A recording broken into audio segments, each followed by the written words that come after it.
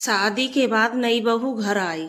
वो अपने ससुर की खूब मन लगा के सेवा करती थी, खाने पीने का सबका ध्यान रखती थी, लेकिन सास फिर भी ससुर जी से बुराई करती थी कि बहू हमें दूध में पानी मिला के देती है।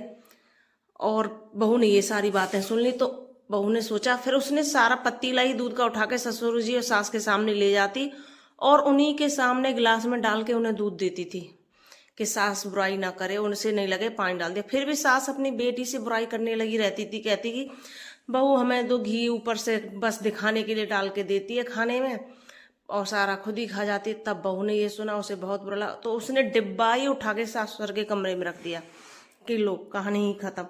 लेकिन फिर भी सास को चैन नहीं हुआ, फिर बुराई करने लगी कि बहू सारे फल खुद ही खा जाती है, बेटा इतना फल लाता है हमें तो थोड़ा सा ही देता है, सारे खुद भी खुद खा जाती है। बहू ने फिर ये सुना, उसे बुरा लगा, उसने फ्रिज ही उठा के ससुर के कमरे में रख दिया कि लो पूरा फ्रिज उठा के रख दिया और बोली कि आपको फल और पानी लेने के लिए वहां जाने में किचन में परेशानी होती थी, इसलिए मैं यहीं रख देती हूँ।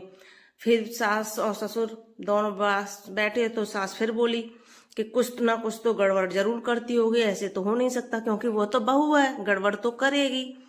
सास से ससुर जी बोले कि बहू के दिमाग में गड़बड़ नहीं, गड़बड़ तेरे दिमाग में है। जैसी तू बहू थी ना अपने टाइम पर, ऐसी उसे समझती है। जैसा तूने किया था अपने बहू होने के टाइम पर अपनी सास के साथ, तुझे भी वैसा ही लगता है। शक का इलाज तो कहीं नहीं है, किसी भी वैद्य हकीम के पास शक का इलाज नहीं होता। तो वीडियो अच्छी लगी हो, कहानी अच्छी लगी हो तो लाइक एंड सब्सक्राइब जरूर करें।